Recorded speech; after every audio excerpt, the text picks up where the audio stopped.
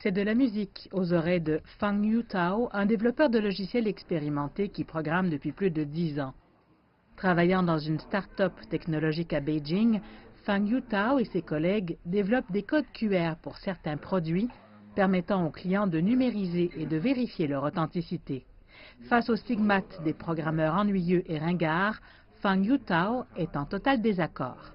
Ces étiquettes sont données par des personnes extérieures. En tant que programmeur, je suis totalement immergé dans mon propre monde, simplement avec mon ordinateur. Cela me donne aussi un sentiment de réussite car je résous de nombreux problèmes de la vie quotidienne grâce au codage et je fais beaucoup de sport de plein air avec mes collègues pendant nos temps libres.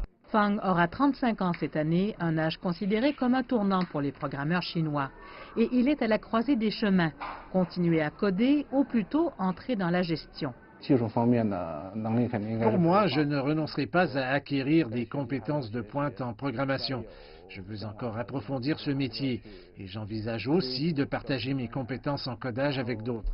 D'autre part, Li Jingfang a choisi une carrière différente en se convertissant en un leader technologique. De programmeur travaillant aux États-Unis, en œuvrant maintenant à la gestion d'une plateforme de recrutement en ligne chinoise, Li Jingfang a beaucoup à partager. Quelles sont selon vous les principales différences entre les programmeurs chinois et leurs homologues occidentaux?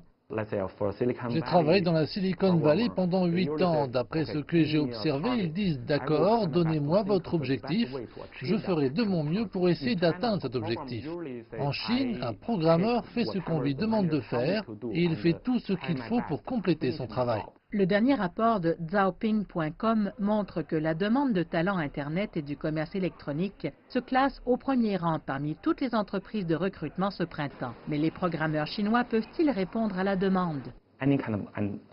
Pour les talents de très haut niveau, toutes les entreprises disent manquer de ce type de talent, mais pour les programmeurs débutants, nous en avons probablement assez.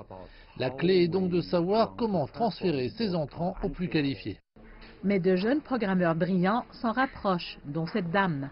Je ne me suis toujours pas familiarisée avec l'intelligence artificielle et le langage de programmation robotique. Mais une fois que vous choisissez d'être programmeur, vous devez tout le temps étudier. Et le moyen le plus simple est de chercher les dernières ressources en ligne. Face aux incertitudes de l'ère numérique, ces programmeurs ont au moins dégagé un consensus. Aussi longtemps que vous continuez à apprendre, vous ne serez pas si facilement exclu du marché.